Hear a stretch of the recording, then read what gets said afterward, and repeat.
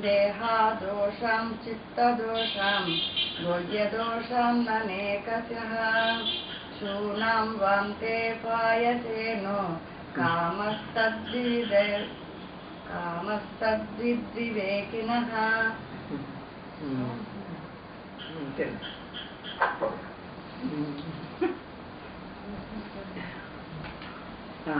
కుక్క కక్కునందు కోరిక ఎట్లుండదో అట్లే దేహాది దోషముల నిరింగిన జ్ఞానికి పాయసాది భోగములందును కోరిక కలగదు. కుక్క కక్కిందని ఎవరికైనా కోరిక ఎట్లా ఉండదో ఆ విధంగా ఈ దేహంతో ఉండేటువంటి ఈ అనుభవాలను జ్ఞాని కావాలని కోరుకోడు. అదేమి అది దోషంగా భావిస్తాడు. ఇదంతా అసత్యమైంది, ఇదంతా దుఃఖకరమైందని వాటిని అభిమానించి వాటిని కావాలని కోరుకోడు జ్ఞాని అంటారు. నిష్కామత్వే సమే ప్రత్యత్ర ప్రాజ్ఞ సాధన సంచయే దుఃఖమాసీత్ భావినాశ తదిబీరను వర్తతే. బ్రహ్మజ్ఞానికి సార్వభౌమునకును మానుష భోగములందు నిష్కామత్వమును సమమైనను సార్వభౌమునకు అనుభవించుట చేత తృప్తి కలుగుతున్నది గాన రాజునకు భోగసాధన సంపాదనము వలనను భవిష్యత్ కాలమునందు సంపత్తి పోవునని భయము వలనను పాపం కలుగును. వాళ్ళు ఎంత సుఖాన్ని అనుభవిస్తున్నా సార్వభౌముని యొక్క ఆనందము జ్ఞాని ఆనందము ఒకటేనని చెప్తున్నాడు కదా. ఈ సార్వభౌమునికి ఆనందాన్ని ఏమో అనుభవిస్తూ ఉంటాడు. ఎందుకంటే అన్నీ ఉన్నాయి కాబట్టి, కొదవలేదు కాబట్టి, అన్ని సుఖాలు ఉన్నాయి కాబట్టి అనుభవిస్తూ ఉన్నా కూడా ఒక పక్క ఏది ఉంటుందంటే ఈ భోగాలన్నీ ఎప్పుడు పోతాయో, ఈ రాజ్యం ఎవరన్నా వచ్చి గెలుచుకోకపోతే ఈ రాజ్యాలు పోతాయేమో, ఈ భయం మాత్రము వాళ్ళకు ఒక పక్క ఉండనే ఉంటుంది. అంటే ఇప్పుడు మన వాళ్ళు అంతే కదా, మంత్రి పదవి వస్తుంది పాపం, వచ్చిన రోజు మాత్రం మహా ఆనందంగా పడాలి కలుగుతారు. ఒక 4 ఏళ్ళు 3 ఏళ్ళు అయితేనే ఎక్కడ మళ్ళీ అక్కడ ఎలక్షన్ వస్తే ఇది పోవాల్సి వస్తుందో, ఇది శాశ్వతంగా ఉండదు కదా, మళ్ళీ ఈ భయం పట్టుకుంటుంది. ఒక్కరోజే ఆనందం, తెల్లవారి నుంచి సమస్యలే వాళ్ళ మళ్ళా పోతుందనే భయం. ఆ విధంగా ఉంటుంది కదా ఈ సార్వభౌముల యొక్క ఆనందము అంటారు.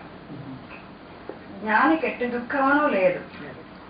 పోతుందే, నా జ్ఞానం పోతుందే, నాకు బ్రహ్మానందం పోతుందే అనుకుంటాడు ఆ జ్ఞాని. ఎంతెంత అనుభవిస్తూ ఉంటాడో, ఎంతెంత పొందుతూ ఉంటాడో అంతంత ఆనందం ఇంకా ఎక్కువ అవుతూ ఉంటుంది. వీడు అనుభవించే కొద్దీ ఆనందం పెరుగుతుంది కానీ తరిగేదంటూ ఉండదు బ్రహ్మానందం. కాబట్టి ఇది శాశ్వత ఆనందం. సార్వభౌమానందము ఎప్పుడు పోతుందో ఏమో, అనుభవించినంతసేపు బాగానే ఉంటుంది, తర్వాత ఎప్పుడు ఎవరు కొట్టేస్తారు అదొక భయం. అందుచే జ్ఞాని యొక్క ఆనందము సమస్త సంపత్తులతో కూడుకొనిన సార్వభౌముని సుఖమున్న కంటేను గొప్పదనే భావన. కాబట్టి ఆ సార్వభౌము యొక్క ఆనందానికంటే ఈ జ్ఞాని ఆనందము గొప్పది అంటాడు. జ్ఞాని అని ఇంకొక విశేషమును చెప్పుచున్నాడు. నో భయం శ్రోత్రియస్యాత సదానందోదికోన్యతః గంధర్వానంద ఆశాస్తి రాజ్ఞో నాస్తి వివేకినః. పై శ్లోకములలో చెప్పిన ఆధిక్యమే కాక జ్ఞాని ఉంది ఇంకొక విశేషము కలదు. సార్వభౌమునకు మనుష్యానందముననే ఇచ్చ లేదు గాని గంధర్వానందమునందు ఇచ్చ ఉన్నది. సార్వభౌముడు వాడు ఇప్పుడు వాడి రాజ్యం అంతా అయిపోయినా గంధర్వ ఆనందం అంటే వాడు కొన్ని యజ్ఞాలు యాగాలు క్రతువులు అన్నీ చేస్తారు. దానికి డబ్బులు ఉంటాయి కదా, ఆ క్రతువులు యజ్ఞాలు చేసి ఆయా లోకాలు అంటే గంధర్వ ఆనందం అని ఇంకా కొన్ని ఆనందాలు ఉన్నాయి. పితృఆనందం, పితృలోక ఆనందం, గంధర్వ ఆనందం, కిన్నెర ఆనందం, రకరకాల ఆనందాలు ఉన్నాయి. వాటన్నిటికీ కొన్ని యజ్ఞయాగ క్రతువులు ఉంటాయి. అవన్నీ చేస్తాయట. ఈ ఆనందం చాలక ఆ లోకాల్లో కూడా నాకు ఆనందం కావాలని సార్వభౌముడు. జ్ఞానికి దాని ఎందునో కోరిక లేదు. నాకు అటువంటివి వద్దనుకుంటాడు జ్ఞాని. నాకు ఏ లోకం వద్దు, నాకు ఈ బ్రహ్మత్వంలో ఇట్లా ఏకత్వం వద్దు చాలు, వీళ్ళకి ఇంకేదో వద్దనుకుంటారు. అందువలన జ్ఞాని ఆనందము పరమోత్కృష్టమనే భావం. కాబట్టి జ్ఞాని యొక్క ఆనందం గొప్పది అంటారు. అస్మిన్ కల్పే మనుష్యస్వన్ పుణ్యపాక విశేషతః గంధర్వత్వం సమాపన్నో మత్స్య గంధర్వ ఉచ్యతే.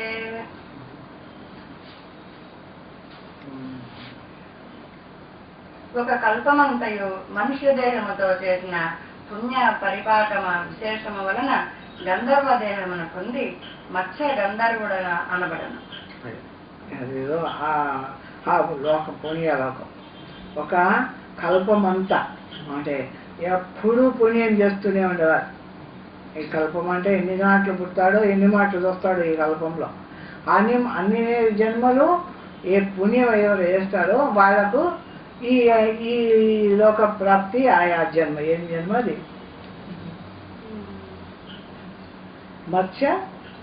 మత్స్యగంధర్వుడు అనే ఆనందం ఆ లోకంలో అట్లా పుడతాడు అంటాడు. అస్మిన్ కల్పే స్వమేధాది కర్మ కృత్వా మహత్పదం అవాప్యాజానతే వైర్యాః పూజ్యాస్తా కర్మ దేవతాః. ఈ కల్పమందు అశ్వమేధాది మహాక్రతువులను చేసి పూర్వకల్పమందే చేయబడిన పుణ్యము వలన ఈ కల్పములను దేవభావమును పొందిన వారు కర్మదేవతలను పెడతారు. యజ్ఞాది క్రతువులు చేసి ఆ దేవతా శరీరాలు పొందిన వాళ్ళను కర్మదేవతలు అంటారు. అంటే ఇక్కడ కర్మ చేసి అక్కడ దేవతా శరీరం పొందినారు. అట్టి వారు దేవతలను చేతను పూజనీయులు. వాళ్ళు దేవతలు కూడా వాళ్ళను పూజిస్తారట. ప్రజాపతిర్విరాట్రాస్తో బ్రహ్మసూత్రాత్మ నామకః. యముడు అగ్నియు మొదలగు దేవతలు ఇంద్ర బృహస్పతులను సమష్టి స్థూల శరీరోపాధికులు అగు విరాట్టును సూత్రాత్మ అనబడు హిరణ్య గర్భుడును ఒకరికన్నా ఒకరు శతగుణిత అధికమైన ఆనందమును కలవారై ఉన్నారు. వీళ్ళంతా కూడా ఒకరి ఆనందానికంటే ఒకరి ఆనందము ఎక్కువగా ఉంటుంది అని వాళ్ళు ఒక్కొక్కరి పేర్లు చెప్తావా జరుగుతారు.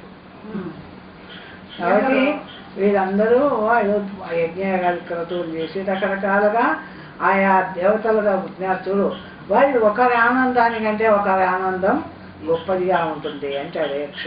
యక్షానందము కేనేరానందము. యముడు అగ్ని యముడు ఇంకా ఇంద్రుడు బృహస్పతి వీళ్ళంతా కూడా సమష్టి శరీరోపాధికులు విరాట్టును అందరి శరీరాలు ఉండేటువంటి విరాట్ పురుషుడు పరమాత్మ స్వరూపుడు సూత్రాత్మ అనబడు హిరణ్య గర్భుడును ఘనస్వరూపం ఉన్నాడే మనం ఒకటి చెప్పుకున్నాం. సూత్రాత్మ అంటే ఆయన వీళ్ళంతా కూడా హిరణ్య గర్భుడు నాడును ఒకరికన్నా ఒకరు శతగుణిత అధికమైన ఒకరికంటే ఒకరు 100 రెట్ల ఆనందము అనుభవిస్తూ ఉంటారట ఆయా దేహాల్లో ఉండేటువంటి వాళ్ళు. సార్వభౌమ్య భౌమాది సూత్రాంత ఉత్తరోత్తర కామినః అవాంగ్మానసగమ్యోయ మాత్మానందస్తతః పరః. సార్వభౌముడును మొదలుకొని హిరణ్య గర్భుడు వరకు ఉన్న వారందరకును తమకన్నను గొప్పవారైన దేవతలుగా కావాలనే వాంఛ కలదు. ఎట్లయినారు వీళ్ళందరూ ఇటువంటి దేవతలుగా అంటే ఆ దేవతలుగా కావాలనేటువంటి కోరిక వాళ్ళ దగ్గర ఉండింది కాబట్టి ఆయా కర్మలన్నీ చేసి ఆయా యజ్ఞాల క్రతువులు చేసి వాళ్ళు ఆ దేవత్వాన్ని సంపాదించినారు అంటాడు. జ్ఞాని నిత్యతృప్తుడు, ఏ వాంఛయుడు లేనివాడు కావున అతడు పై చెప్పిన వారందరికన్నా గొప్పవాడు. జ్ఞాని ఇటువంటివేవి కావాలనేటువంటి కోరికలు లేవు, ఏది వద్దు అనే అన్నీ వదిలేసినవాడు కాబట్టి వీళ్ళందరికంటే గొప్పవాడు. అన్నీ వద్దనుకున్న ఆనందానికంటే ఎంత అనుభవించిన విషయానందాలు అవి గొప్పవి కాదు, మళ్ళా వెనకబడే దుఃఖం వస్తాయి. కాబట్టి ఏది వద్దనుకున్న వాడి ఆనందం చాలా గొప్పది. తైనైః కామ్యేషు సర్వేషు సుఖేషు సోత్రియో యతః నిస్పృహస్సేన సర్వేషా మానందా సంతి తస్యతే. జ్ఞాని సకల జీవుల యొక్క సుఖములందును నిస్పృహయే కాన ఆ జీవులందరి యొక్క ఆనందమును జ్ఞానికి కలదని భావిస్తున్నాడు. ఎవరెవరు ఎదురుగా పుణ్యం చేసి ఆ పుణ్యం యొక్క సంస్కారంతో వాళ్ళంతా ఆనందిస్తున్నారు అంటే అందరి ఆనందము జ్ఞాని యొక్క ఆనందమే. అంటే సమష్టి రూపమైన బ్రహ్మరూపుడైనాడు కాబట్టి జ్ఞాని అంతటా ఉన్న బ్రహ్మం తానైనాడు కాబట్టి ఏ జీవిలో ఆనందం కలుగుతున్నా ఆనందం అంతా కూడా ఈ పరమాత్మ ఈ జ్ఞాని అనుభవించిన వాడేనా. సర్వకామాప్తిరేశ్వస్య యద్వా సాక్షిచిదాత్మనా స్వదేహవత్ సర్వదేహేష్వపి భోగానపేక్షతే. జ్ఞాని సర్వబుద్ధి సాక్షియగు బ్రహ్మమే అగుచున్నాడు. సమస్త బుద్ధివృత్తులకు సాక్షి కాబట్టి జ్ఞాని బ్రహ్మస్వరూపుడే. అందరి బుద్ధివృత్తులు ఆనందించే ఆనందాన్ని అంతా నా ఆనందమే అనుకుంటాడు. కాన తన దేహమందరి ఆనందమును తెలుసుకున్నట్లు తాను సాక్షి అయి ఇతరుల బుద్ధులయుందని ఆనందమును తెలుసుకొనుచున్నాడు. తన దేహం తనకు కలిగే ఆనందాన్ని తెలియవచ్చును, అందరి యందు కలిగే ఆనందాన్ని కూడా తెలుసుకుంటూ ఉన్నాడు జ్ఞాని అంటారు. అందుచే జ్ఞానికి సర్వజీవుల యొక్క ఆనందమును అతడు సాక్షి స్వరూపుడగుట వలన కలుగుతున్నాడు. ఏ జీవిలో ఆనందం కలుగుతున్నా ఆ జీవిలో ఆనందానికి సాక్షి జ్ఞానమే కాబట్టి ఆ జ్ఞానాన్ని పొందినటువంటి వాడు కాబట్టి అన్ని జీవుల ఆనందము తన ఆనందమే అని భావిస్తాడు జ్ఞాని. అజ్ఞస్యేతదస్యేవ నదు తృప్తిరస్తోదతః యో వేద సోష్ణుతే సర్వాన్ కామాన్ నిత్యభవిచ్యుతిః. అజ్ఞాని జ్ఞానము లేకపోవుట చేత సర్వకామ ప్రాప్తి గాని తృప్తి గాని లేదు. ఆ జ్ఞానం అజ్ఞానికి ప్రత్యేక భిన్న బ్రహ్మము పరోక్షముగా తెలుసుకున్న జ్ఞాని సర్వకామములను చెందునని తైత్రీయ స్థితి చెప్పుచుంది. అజ్ఞానికి ఎన్ని అనుభవించినా వాడికి తృప్తి ఉండదు. నేను పరమాత్మను తెలుసుకున్నటువంటి జ్ఞానికి ఏది లేకపోయినా తృప్తి ఎక్కువగా ఉంటుంది అంటారు. యద్వా సర్వాత్మం తాం స్వస్య సామ్నా గాయంతి సర్వదా అహమన్నం తదాన్నాద చేతి సామ్నాయతే. జ్ఞాని ఎల్లప్పుడూ నేనే భోగ్యమును నేనే భోక్తను అని వీటిలో సామగానము చేయుచున్నాడు. ఎప్పుడు కూడా ఈ భోక్త భోగ్యమైన వస్తువులు నా స్వరూపమే, ఈ భోగించే భోగం అనుభవిస్తున్న ఈ మనోబుద్ధులు నా పరమాత్మ స్వరూపమే, వీటిని తెలుసుకుంటున్న జ్ఞాన స్వరూపుని నేనే కాబట్టి అంతా నా స్వరూపమనే భావిస్తూ ఉంటాడు జ్ఞాని. దుఃఖాభావశ్చ కామాప్తి రువేహ్యేవం నిరూపితే కృతకృత్యత్వమాన్యశ్చ ప్రాప్త ప్రాప్యత్వమీక్షతాం. పై శ్లోకములందు జ్ఞానికి దుఃఖం లేదనియు సర్వభోగముల యొక్క ఆనందము కలదనియు చెప్పబడిన. ఇంతవరకు చెప్పిందంతా ఎంత చెప్పినా ఏముంది అంటే సమస్త భోగముల యందు వాడికి కావాలని ఆశ లేదు కాబట్టి అన్ని భోగాలు భోగించిన ఆనందాన్ని తన యొక్క ఆత్మానందంలో అనుభవిస్తూ తృప్తిగా ఉంటాడు. ఏదీ లేకపోయినని వాడు బాధపడడు అని చెప్తున్నాడు. ఉత్తర గ్రంథమునంద దానిని కృతకృత్యత్వమును ప్రాప్తత్వమును చెప్పబడను. ఆ విధంగా తనకు పొందినటువంటి తృప్తి యొక్క ఆ అనుభవాన్ని ఎట్లా అనుకుంటాడు జ్ఞాని అంటే చెప్తాడట. ఉభయం తృప్తి దీపే సమ్యగస్మాభిరీరితం తయేవాత్రానుసంధేయాః శ్లోకా బుద్ధి విశుద్ధయే. జ్ఞాని యొక్క కృతకృత్యత్వమును ప్రాప్యత్వమును తృప్తి దీపమున చక్కగా నిరూపింపబడినవి. అదే తృప్తి దీపం అనే దాంట్లో ఆ జ్ఞాని యొక్క తృప్తి ఎట్లా ఉంటుంది, వాడు ప్రాప్తమైన వాటి ఎందు కానీ ప్రాప్తం కాని వాటి ఎందు కానీ ఏ విధమైనటువంటి భావం కలిగి ఉంటాడన్న విషయము తృప్తి దీపంలో చెప్పబడింది. వానినే ఈ సందర్భమున జ్ఞప్తికి తెచ్చుకోవలెను అని జ్ఞప్తిలో పెట్టుకోమంటాడు. ఐహికాముష్మిక ప్రాత సిద్ధై ముక్తేశ్చ సిద్ధయే బహుకృత్యం పురా స్యాత్ భూతసర్వమసూన్వాకృతం. జ్ఞానోత్పత్తికి పూర్వము విద్వాంసునకు చేయదగిన కార్యములు ఎన్నియో ఉండేను. తత్వజ్ఞానోదయ అనంతరము అట్టి కార్యములన్నీ చేయబడిన అగును. ముందు ఆ జ్ఞానం కలక ముందు ఏదైనా చేయవలసిన కార్యాలు విధులు ఏమన్నా ఉండవచ్చు. కానీ జ్ఞానం కలిగిన తర్వాత అన్నీ చేసినటువంటి ఫలితం వచ్చేసింది కాబట్టి వాడు ఇంకా ఏది చేయవాలా అని అనుకోడు అంటాడు. జ్ఞానికి చేయవలసిన కార్యములు ఏమీ ఉండవు, ఆయనకు చేయవలసిన పనులు ఏమి కూడా ఉండవు అంటాడు. అందుకనే జ్ఞానికి కృతకృత్యుడనే అందరు. కాబట్టి వాడు కృతకృత్యుడు అంటే ఇంక ఏం చేయనక్కర్లే, వాడి స్వరూపస్థితి ఎందు వాడు ఉండిపోతూ ఉంటాడు అంతేను అంటాడు. తదే తత్కృతకృత్యత్వం ప్రతియోగి పురస్సరం అనుసందదేవాయ మేవం తృప్యతి నిత్యశః. జ్ఞాని ప్రతియోగి పురస్పరముగా కృతకృత్యత్వమును అనుసంధానం చేయుచు నిత్యతృప్తుడై ఉండును. అదే ప్రతియోగి అంటే ఇంకా ఇట్లా లేదు అట్లా లేదు అనేటువంటి ఎవరన్నా వాదన చేసినా కూడా వాడు ఆ విషయానికి సంబంధించిన వాడు కాదు కాబట్టి నిత్య తృప్తితో ఎప్పుడు తన పరమాత్మనన్న అనుభవంతో ఉంటాడు అంటాడు. దుఃఖినో జ్ఞాః సంపరతం సంపరంతు కామం పుత్రాద్యపేక్షయా పరమానందపూర్ణోహం సంపరామి కిమిచ్ఛయా.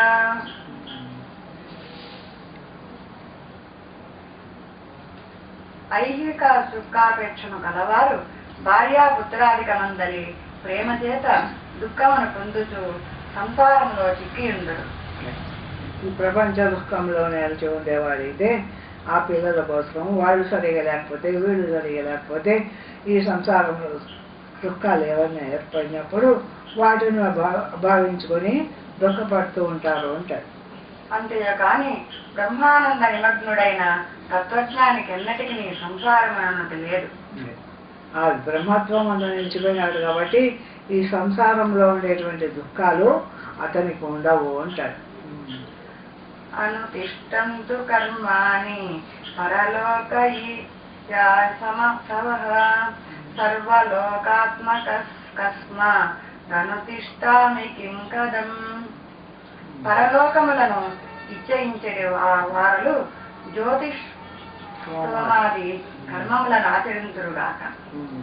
పరలోకాలు కావాలనుకుంటే ఈ జ్యోతిష్టోమాది కర్మలు అంటే వాటికి తగినటువంటి యజ్ఞయాగాది కర్మలు వాళ్ళు చేస్తారు కాక నాకు పరలోకం వద్దు ఏమొద్దు నా బ్రహ్మత్వమే నాకు చాలు అనుకునేటువంటి జ్ఞానికి అది కూడా వాడు చేయవలసిన అవసరం లేదు, చెయ్యడు అంటాడు.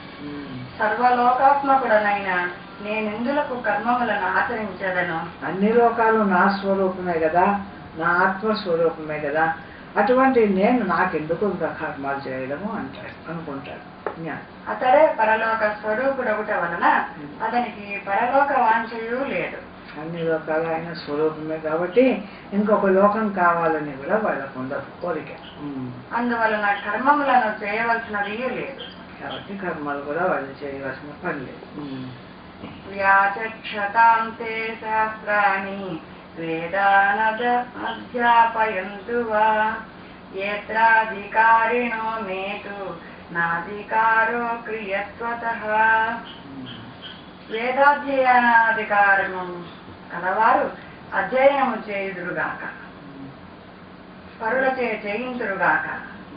నిష్క్రియ స్వరూపుడగునగుట వలన జ్ఞానినగు నాకు అతి వేదాధ్యాయనాధ్యాపనాధికారం లేదు. ఆయా వేదాలు ఇవి తెలియని వాళ్ళు ఎవరన్నా అంటే ఆ వేదాలను ఒకరి చేత అధ్యయనం చేయిస్తారు, అంటే ఒకరి చేత చదివిస్తారు, చదువుతారు.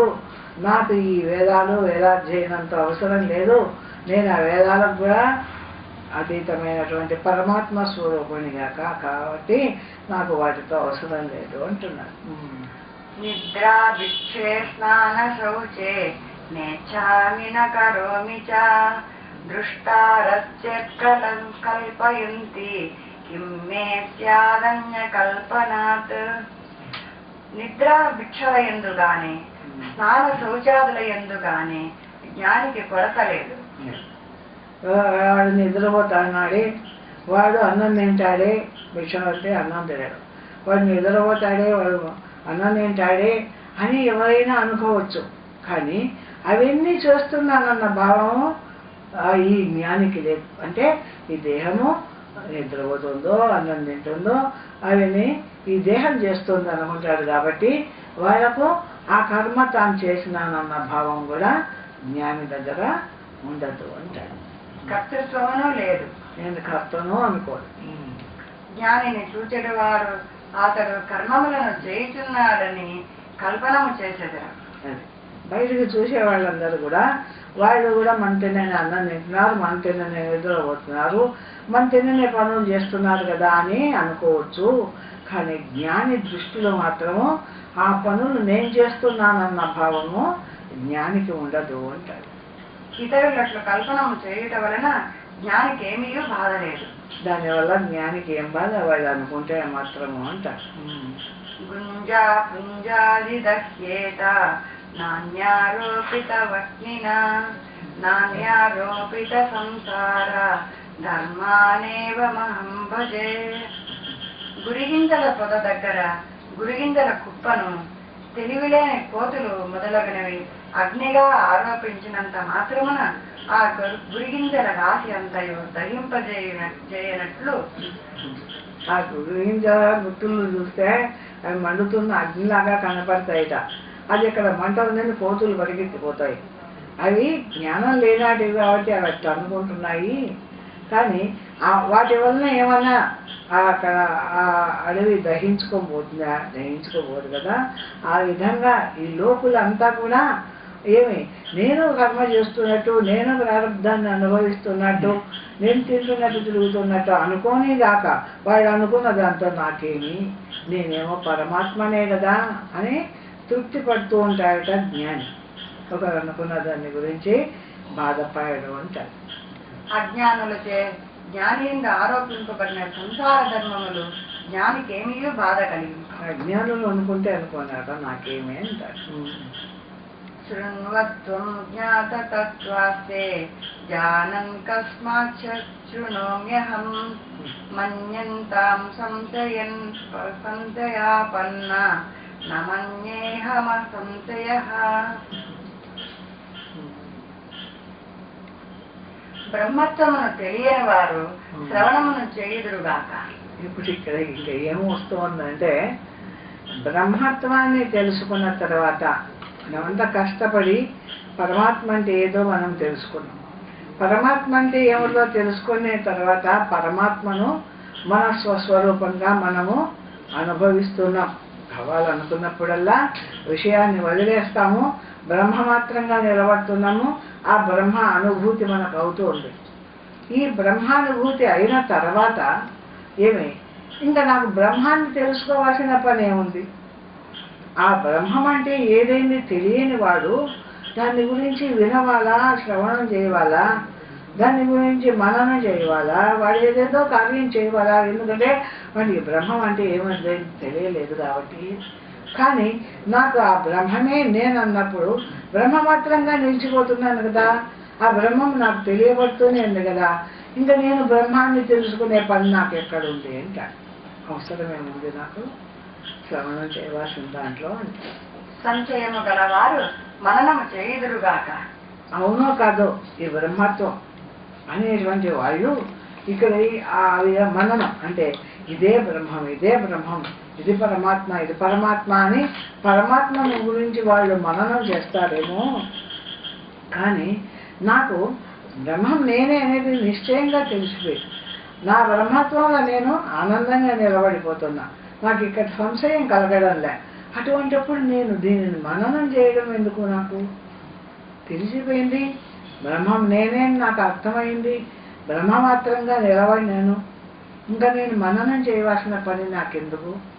ఇంకా తెలియని వాళ్ళు చేసుకుంటారు, నాకు మననం చేయవలసిన అవసరం కూడా లేదు కదా అంటాడు. సందేహము లేక వస్తుతత్వమును ఎరిగిన జ్ఞానికి శ్రవణ మన్నాదులతో పని లేదు. వాడి సందేహమే లేదు. ఎప్పుడు అనుకుంటే అప్పుడు తాను బ్రహ్మమై నిలుస్తున్నాడు, ఎక్కడా సందేహం రాలే. అది తెలియని వాళ్ళు శ్రవణ మననాలు చేసుకొని గాక నాకెందుకు, నేను అనుకున్నప్పుడల్లా నా బ్రహ్మమే నాకు తెలియబడుతుంది కదా అంటాడు. అయితే ఇక్కడ అందరూ కొంచెము జాగ్రత్త వహించేవాడు.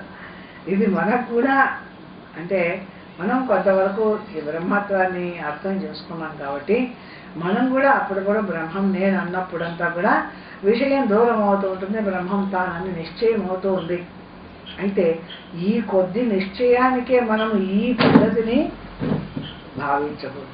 అంటే వాళ్ళు పూర్ణమైనటువంటి స్థితిని పొందినవాడు కాబట్టి ఇంకా నాకు అక్కరే లేదంటున్నారు. మనము ఆ బ్రహ్మత్వాన్ని పొందుతున్నాం, బయటకు వస్తూనే మళ్ళా మరుపు వస్తుంది, మళ్ళా ప్రపంచము సుఖ దుఃఖాలు ఇవన్నీ మనకు మళ్ళా తెలియబడుతున్నాయి. తెలియబడుతున్న వాటిని అంతా కూడా మాటి మాటికి తీసేసుకునే పని మనకుంది. మనం అంత పూర్ణ జ్ఞానులం కాదు కాబట్టి అందరూ దీన్నే అనుసరించకూడదు. అటువంటి స్థితి కూడా మనకు భగవంతుడు ఏదో ఒక రోజు కలిగిస్తాడని ఆనందంగా జీవించవలసిందే తప్ప ఇప్పుడు నేను అంతటి వాణిని మాత్రము అనుకోకూడదు.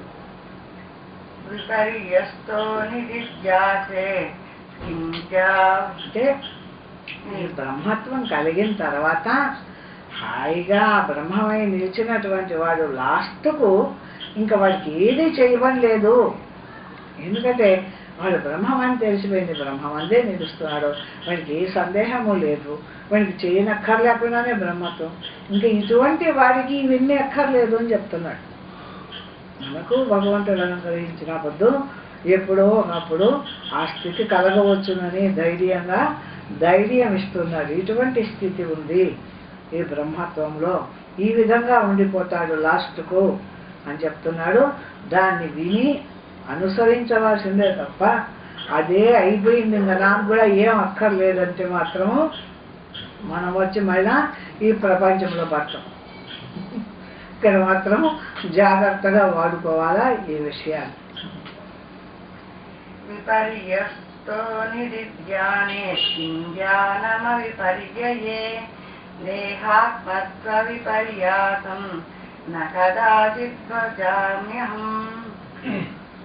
దేహాదికమే ఆత్మ అనేది విపరీత భావము కలవాడు నిధిధ్యాసనము చేయవలను గాని అతి విపరీత భావము లేక యథార్థమైన దేహేంద్రియాదిక లక్షణమైన బ్రహ్మస్వరూపం ఎరిగిన జ్ఞానికి నిధిధ్యాసనముతో పని లేదు. మాటిమాటికి దేహం నేనని తెలియబడుతుంటే ఈ దేహమే నేననే భావం వచ్చి నాకు ఈ సుఖ దుఃఖాలు అడ్డపడుతూ ఉన్నప్పుడు ఇది నేను కాదు, వీటితో నాకు సంబంధం లేదు, నేను పరమాత్మను అని పరమాత్మ యందు నిలిచి ఈ దేహం నేను కాదు అనేటువంటి నిధిధ్యాస చేయవలసి వస్తుంది. ఆ దేహం నేననే భావం వస్తూ ఉన్నవాడు నిధిధ్యాస చేయవలసిందే. కానీ నేను ఎప్పుడు కూడా ఎల్లప్పుడూ పరమాత్మగానే ఉన్నాననేటువంటి నిశ్చయం అయిపోయింది. నేను అక్కడే ఉంటున్నాను, నాకు దీంతో సంబంధమే లేదు కదా. అటువంటిప్పుడు నేను ఈ దేహం నేను కాదు అనేటువంటి నిధిధ్యాస నాకెందుకు, నేనెందుకు చేయవాలా అంటాడు. అహం మనుష్య ఇత్యాది వ్యవహారో వినాప్యమం విపర్యాసం చిరాభ్యస్త వాసనాతో కల్పతే. నేను మనుష్యుడను, నేను బ్రాహ్మణుడను, అని మొదలుగా గల వ్యవహారము దేహాదికమే ఆత్మ అనేది విపరీత భావన లేనివానికి చిరకాలాగత వాసనావచనం ఉండవచ్చు. ఇది ఈ దేహము నేను బ్రాహ్మణిని, నాది కులము, నేను ఇటువంటి వాడిని అనేటువంటి చాలా కాలంగా వాడు ఆ భావాన్ని భావించి ఆ శరీరంలో అట్లా ఉంటున్నాడు కాబట్టి వాడికి ఆ వాసన ఎక్కువగా ఉంటుంది. అంటే వాసన అంటే ఆ సంస్కారం అంటుకొని ఉంటుంది. వాడికి మాటి మాటికి అడ్డం వచ్చి పడుతుంటుంది. నేను బ్రాహ్మణులను, నేను ఈ పని చేసేవాడినను, నేను ఇట్లాంటి వాడినను, దేహభావము అది వాడికి ఆ వాసన బలం చేత వాడికి అడ్డపడుతూ ఉంటుంది అంటారు. చెప్తారు. ఆరబ్ధ కర్మ నిక్షీణే వ్యవహారో నివర్తతే కర్మాక్షయే త్వసౌ నైవ సామ్యేధ్యాన సహస్రతః. నేను మనుష్యుడనన్నడి వ్యవహారమును ఆరబ్ధ పర్యంతరమును ఉండి అది నశింపగానే నశించను. ప్రారంధ కర్మ ఎంతవరకు ఇక్కడ బాగా అర్థం చేసుకోవాలి. మనము నువ్వు సహస్ర ధ్యానాలు చేయి, నువ్వు 1000 జపాలు చేయి, 1000 అనుభవాలు అనుభవించు, ఈ దేహం నేనన్న భావము వదలదు.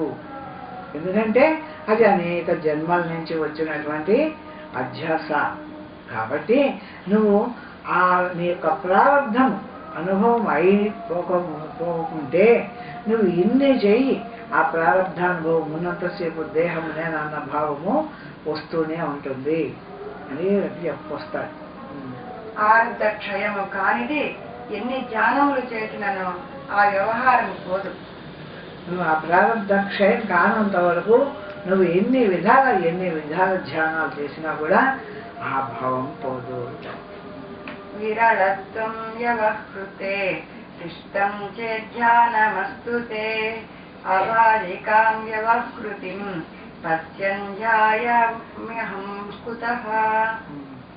వ్యవహారమును తగ్గింపవలననుకొని కోరిక గలవాడు ధ్యానము చేయునుగాక. వ్యవహారం వలన నాకేమీయూ బాధ లేదని ఎరిగిన వానికి దాన్ని తగ్గింపవలనని కోరికయే ఉండదు. ఎవరికైనా ఈ వ్యవహారం బయట ప్రపంచం, ఈ సుఖ దుఃఖ రూపంగా ఉండే ప్రపంచము బాధకరంగా ఉన్నప్పుడు దీన్ని విడిచి ధ్యానం చేసుకుందాం, పరమాత్మ ఏందో నిలుస్తాం, అప్పుడు ఏంది ఏ సుఖ దుఃఖ రూప ప్రపంచం అని వాడు విడిచి ఆ పరమాత్మ ఎందు నిలబడనేగాక. అంటే ఇదే అభ్యాసం. అంటే వాడు మాటి మాటికి దీన్ని విడిచి పరమాత్మ ఎందు నిలుస్తుంటాడు. ఎందుకు నిలుస్తున్నాడు అంటే ఈ వ్యవహారము వానికి దుఃఖకరంగా ఉంది, కష్టంగా ఉంది. కష్టం అనిపించింది, వ్యవహారాన్ని విడిచినాడు, పరమాత్మగా నిలబడుతున్నాడు. అటువంటి వాడు నిలబడినే కాక ఈ వ్యవహారం నాకేమీ బాధ కలిగించలేదే పూర్ణ జ్ఞానం అంటున్నాడు. ఈ వ్యవహారం ఉంటే ఉండని, ఏం చేస్తున్నాయి ఈ వ్యవహారం? ఏది చేస్తుంది? దేహం చేస్తుందో, మనసు చేస్తుందో, ఇంద్రియాలు చేస్తున్నాయి, ఏవి అవి చేస్తున్నాయి. నేను ఎప్పుడు బ్రహ్మమాత్రంగానే ఉన్నాను అన్నటువంటి పూర్ణ జ్ఞానికి ఈ వ్యవహారము ఇబ్బందిగా తోచదు. ఈ వ్యవహారం ఇబ్బందిగా తోచినప్పుడు ఈ వ్యవహారాన్ని విడిచి ఆ పరమాత్మ ఏందో ధ్యానం నిలబెట్టవలసిన పని నాకెందుకు? నాకు ఈ వ్యవహారం ఎప్పుడూ అడ్డం రాలేదే, దీనివల్ల నాకు ఏ బుద్ధు బాధ కలగలేదే, దీన్ని విడిచి నేను పరమాత్మ ఏందో నిల్చవలసిన పని నాకేముంది? కాబట్టి నాకు అది కూడా అక్కర్లే, నేను ఎప్పుడు బ్రహ్మాన్ని. పూర్ణమైనటువంటి దృఢ నిశ్చయం, ప్రౌఢానుభవం. దీన్ని చూసి పొరపాటు పడవాకండి. అంటే మనము అప్పుడప్పుడు మనల్ని ఇబ్బంది పెడుతూ ఉంటుంది, దాన్ని విడిచి ఆ స్థితిని పొందుతూ మనం అట్లా పొంది ఇటువంటి దృఢజ్ఞానం కలిగినంత వరకు ఎప్పుడో కలుగుతుంది. ఎప్పుడైనా ఇది మొదలు పెట్టిందా ఇది విడిచదు. బాగా దృఢజ్ఞానం కలిగి రెండూ కనపడతాయి. ఇది ప్రపంచము, ఇది దేహము, ఇది పరమాత్మ స్థితి అని రెండూ కనిపిస్తూ ఉంటాయి, ఈ పక్క ఆ పక్క. అటువంటి స్థితిలో కూడా ఇది ఈ అవస్థ పడుతుంది, ఇది ఈ విధంగా బాధపడుతుంది, నేను పరమాత్మను, నాకేం సంబంధం అని ఇది వేరుగానే కనబడేంత వరకు నువ్వు ఆ పని చేయవలసిందే. కలిసిపోకుండా ఉండగలిగేంత వరకు చెయ్యి. ఉండగలిగితే వ్యవహారం అంతా నీకు సంబంధం లేకుండానే జరుగుతుండేనో అప్పుడు అక్కర్లే. కాబట్టి అట్లాంటి వరకు పోయేవాడి విషయము ఇది చెప్పినాడు. ఇక్కడ మాత్రము మనం పొరపాటు పడకూడదు. అందువలన వానికి ధ్యానముతో పని లేదు. నాకు ధ్యానం ఎందుకు? ధ్యానం చేయవలసిన పని ఏముంది? ఇవన్నీ నాదనుకోని నాకు ఏదైనా వీటి వల్ల బాధ ఏర్పడితే కదా, ఈ వ్యవహారంతో బాధ వస్తే కదా దీన్ని విడిచి నేను ధ్యానం చేయవాలా? ఈ వ్యవహారం కూడా నాకు ఇబ్బంది లేకుండా అంత పరమాత్మగానే తెలియబడుతుంది కదా, మరి నేను ఎందుకు ధ్యానం చేయవాలా అంటారు. విక్షేపో నాస్తి యస్మాన్మే న సమాధిస్తమో మమ విక్షేపో వా సమాధిర్వా మనసస్వాధికారిణః. ఎవరికి చిత్తచాంతల్యం ఉండునో వారు చిత్త నిరోధమును చేయవని. మనసు ఊరికి కదులుతున్న వాడికి ఆ మనస్సు నిలబెట్టేటువంటి ధ్యానం చేయవాలి. విక్షేప సమాధులు రెండును వికారియగు మనస్సు యొక్క ధర్మములు. ఈ విషయమైన సమాధి అయినా మనోధర్మమే అని భావించేటువంటి వాడికి విషయపోవా సమాధిర్వా రాసిందా? విషయపోవా సమాధిర్వా మనస్సాది విచారేనా అంటే విషయమైన మనసు ధర్మమే, సమాధి అయినా మనసు ధర్మమే అన్ని మనోధర్మంగా చూసేటువంటి వాడికి వీడు ధ్యానం చేయవలసిన పని ఏముంది? ఈ విక్షేప సమాధులు అంటే ఇవి రెండు మనోధర్మమే. మనస్సు నిలబడితే మనస్సు సమాధి అంటున్నాం, మనస్సు కదిలితే విక్షేపం అంటున్నాం.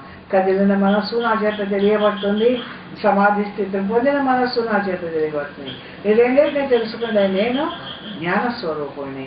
అది నేనైన తర్వాత నాకు దీన్ని నిలబెట్టవలసిన అవసరం ఏముంది? దాన్ని నిలబెట్టుకొని కావాల్సిన ధ్యానం ఎందుకు చేయాలి నేను? కాబట్టి నాకు వాటితో అవసరం లేదు అంటారు. నిర్వికార స్వరూపుడకు జ్ఞానికి సమాధియును అక్కరలేదు. ఆ పరమాత్మ తానుగా తెలిసిన తర్వాత ఆ పరమాత్మ నిలబడుతుంటాడు, నేను నిర్వికారుని. అటువంటి వాడికి సమాధి అవసరం లేదు అంటాడు. నిత్యానుభవ రూపస్య గోమేత్రానుభవ పృథక్ కృతం కృత్యం ప్రాపనీయం ప్రాప్తమిత్యేవ నిశ్చయః. నిత్యము బ్రహ్మస్వరూపము నేనే అనేది అనుభవము నాకు అంటే జ్ఞానికి కొత్తగా సంపాదింపదగిన అనుభవం ఏమున్నది? ఎప్పుడు అనుభవ రూపమయ్యే ఉన్నాను కదా నేను ఒకప్పుడు అనుభవించేదానికి ఇంకొక అనుభవం ఎక్కడ ఉంది? కాబట్టి నిత్య అనుభవ రూపస్య నేను ఎప్పుడు అనుభవింపబడే ఉన్నాను, అనుభవమే నా స్వరూపము. ఇటువంటి నాకు ఇంకా వేరే అనుభవం ఎక్కడి నుంచి వస్తుంది? బ్రహ్మమైన నేను సదా అనుభవమే పొంది ఉన్నాను, నాకు వేరే బ్రహ్మం ఎట్లా అనుభవింపబడుతుంది? కాబట్టి నాకు బ్రహ్మానుభవం కూడా లేదు.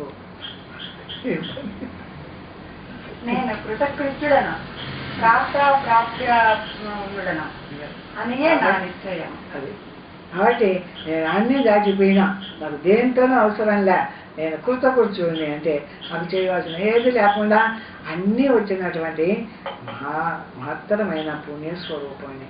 కాబట్టి నాకు ఏది అవసరం లే, నేను సదా బ్రహ్మస్వరూపమే నా స్వరూపం అని తనను తాను అంత గొప్పగా తెలుసుకొని ఆ స్థితిలో నిలిచి ఉంటాడు జ్ఞాని.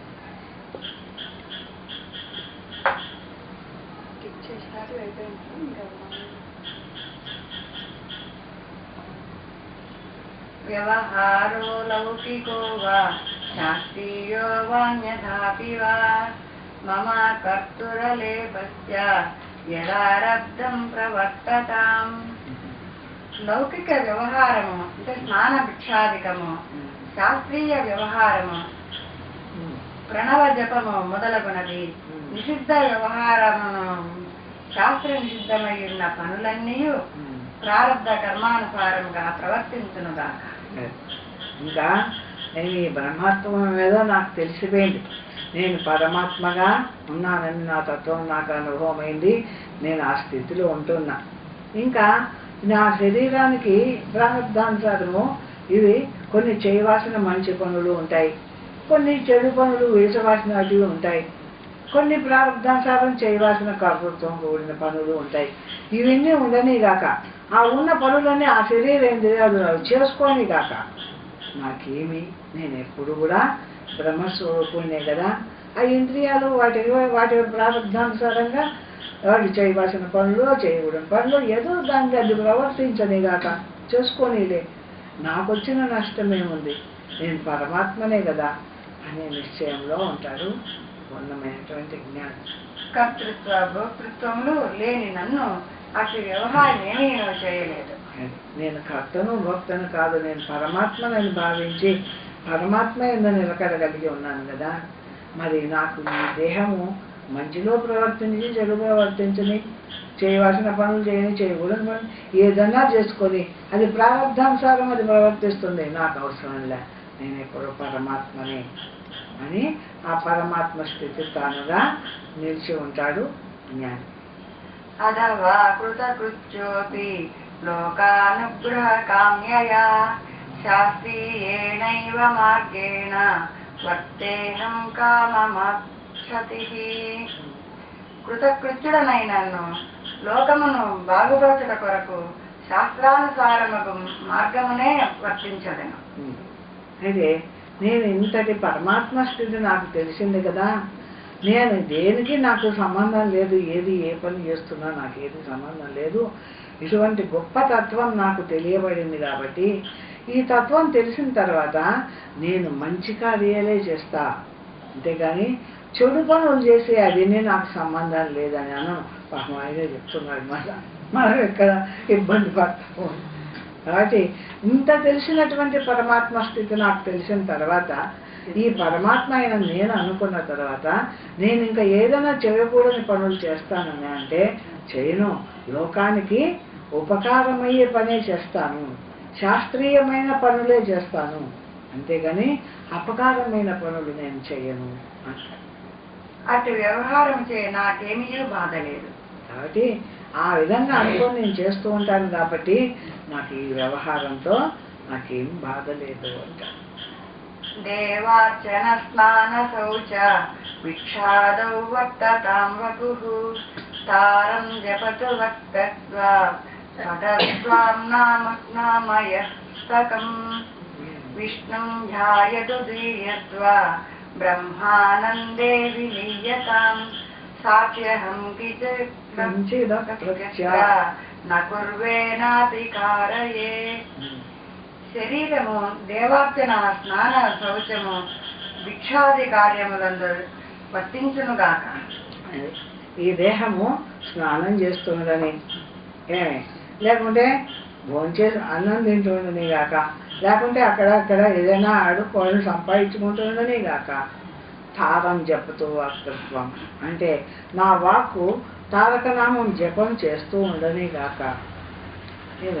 ఈ ఇంద్రియాలు ఆ ఇంద్రియాలు చేస్తున్నాయని చూస్తున్నాను కదా నేను అంటాడు. ఇంకా వాక్కు ప్రణవమును గాని ఉపనిషదాది వేదాంత శాస్త్రమును గాని ఉచ్చరించుచుండును గాక. ఈ వాక్కు ఆ వేద శాస్త్రాలను వివరిస్తూ ఉండని గాక, లేదు ప్రణవ జపం చేస్తూ ఉండని గాక. బుద్ధి విష్ణుమూర్తిని ధ్యానించుచుండును గాక. బుద్ధి వృత్తి విష్ణువును ధ్యానించునే గాక. విష్ణు ధీర్యత్వ బ్రహ్మానందే విలీయతం. ఈ బుద్ధి వృత్తి బ్రహ్మానందమందు లయించనే గాక, లేక విష్ణువును ధ్యానించనే గాక, లేదా బ్రహ్మానందందు విలీయమయ్యుండు గాక. బ్రహ్మానందం లయించనే గాక. వీనికన్నిటికీ సాక్షులకు నేను ఎద్దియును చేయువాడును గాను. ఇది చేసే పనులన్నీ చూస్తున్నాను కదా నేను, ఆ చూస్తున్న నేను కదా బ్రహ్మము, ఆ బ్రహ్మం కదా నేను. కాబట్టి ఈ పనులు చేసింది నేను కాదు, వాటితో చేయించిన వాడిని కూడా నేను కాదు. ఇది మహావాక్యం. కృష్ణంధ్యాయతో దేవ్యద్వా బ్రహ్మానందే విలీయతాం సాక్ష్యం కించిత ప్రత్యా నా కొరువే నాపి కార్యతే. ఇవన్నీ నేను చేయించిన వాడిని కాదు. ఆయా ఇంద్రియాలు, ఆ బుద్ధి వృత్తి ఆయా పనులు చేస్తున్నాయి, ఆ వాక్కు వాటి పనులు అవి చేస్తున్నాయి. ఈ విధంగా భావించగలుగుతున్నాడు. ఆ చేస్తున్నటివి నేననే భావము ఈ జ్ఞానికి లేదు. కాబట్టి ఇంక ఇవేవి చేసినా కూడా నేను చేస్తున్నానని భావం లేకుండా పరమాత్మగా నిలిచినాడు కాబట్టి నాకు వీటితో ఏమాత్రం సంబంధం లేదు. ఈ పనులు వాటి పనులు అవి చేసుకొనిలే అంతేగాని నేను మాత్రము ఏది చేయని వాడనే అనేటువంటి నిత్య తృప్తి కలిగి ఉంటాడు జ్ఞాని. ఓం పూర్ణమద పూర్ణమిదం పూర్ణాత్ పూర్ణముదచ్యతే పూర్ణస్య పూర్ణమాదాయ పూర్ణమేవావశిష్యతే. ఓం శాంతి శాంతి శాంతి.